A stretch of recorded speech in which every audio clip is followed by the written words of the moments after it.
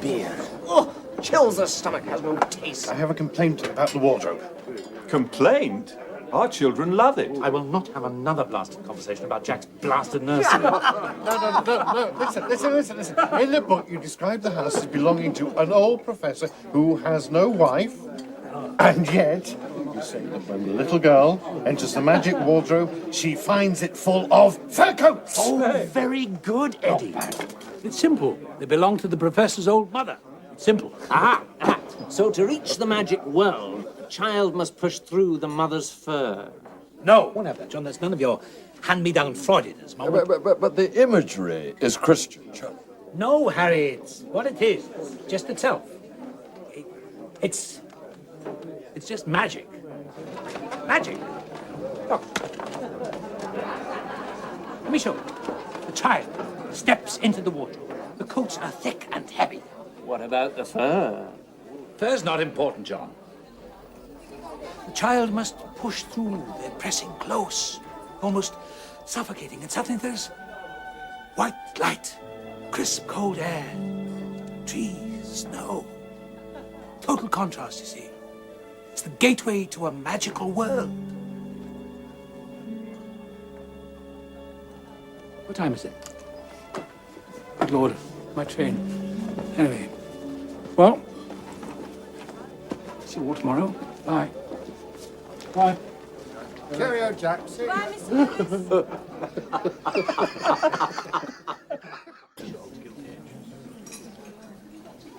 Anybody here called Lewis?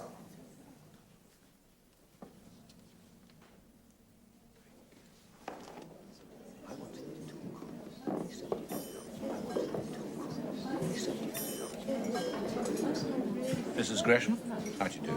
A pleasure. This is my brother, Morning. Major Lewis. Please sit down. So you managed to find us? Yes, I used the guide, and you see, it's just that you don't look at all like C.S. Lewis.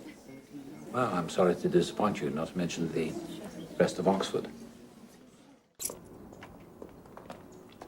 Good evening, Major Lewis. Good evening, Robert. Mr. Lewis. Evening, Roberts.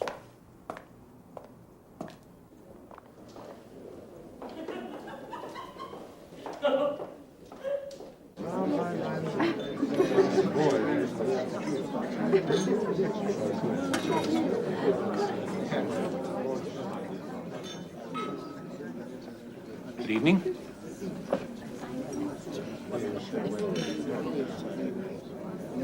Come and meet the college president.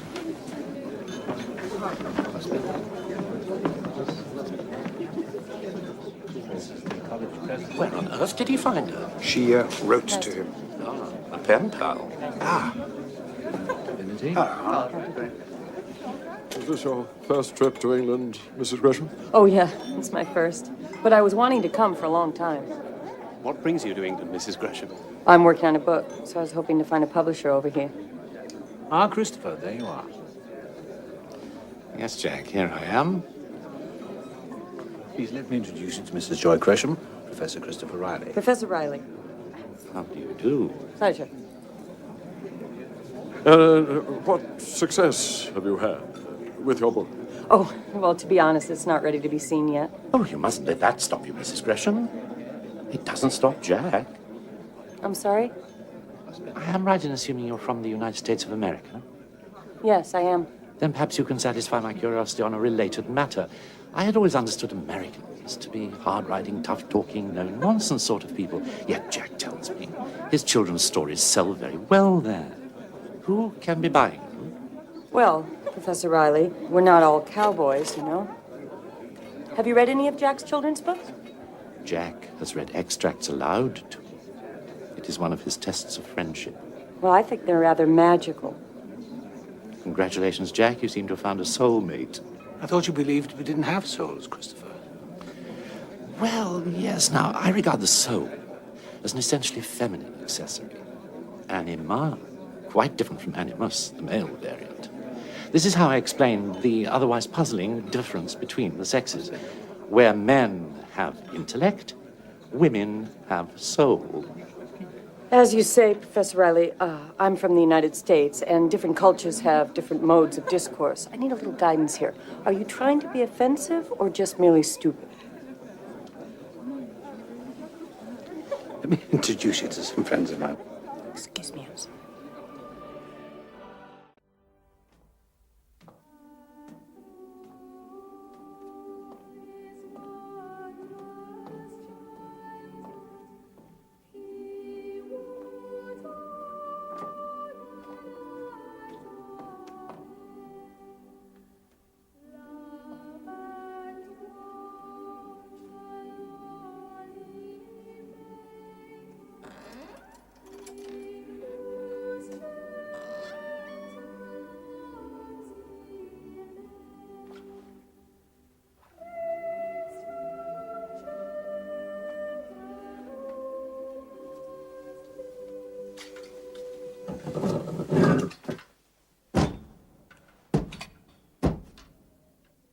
Hello? It stood in our nursery when we were children. If you don't need it anymore, you should throw it away. Well, I'm not very good at throwing things away, as you can see. We don't have an attic at home. No? You wish you were at home, don't you? We always have a turkey for Christmas at home. Well, we'll have turkey here, too. With cranberry sauce? Ah, My dad loves cranberry sauce. does he?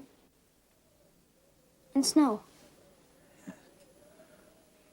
Who do you look like most, Douglas? Your mother or your father? This is my mom. And this is my dad. But my dad's kind of noisy. And I'm not. Noisy in which way? Like shouting. I hate shouting. Yeah, me too. I knew it was just an old wardrobe.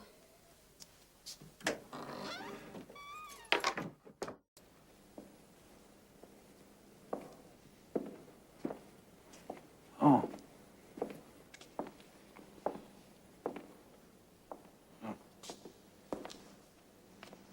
Jack, I'm so sorry about all this. Yes, Christopher, thank you.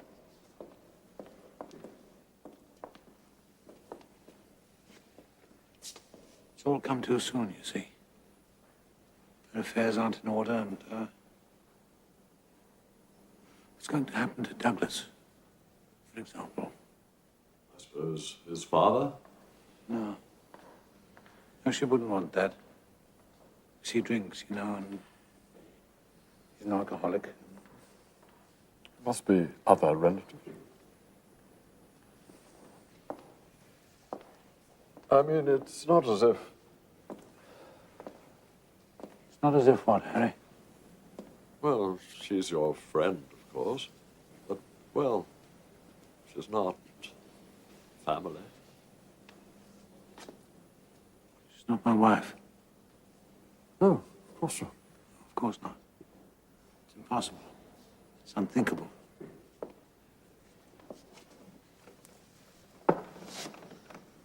How could Joy be my wife? I'd have to love her, wouldn't I? I'd have to care more for her than for anyone else in this world. I'd have to be suffering the torments of the damned. The prospect of losing her.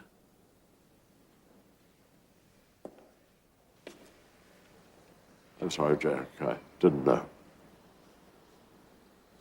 Nor did I, Harry.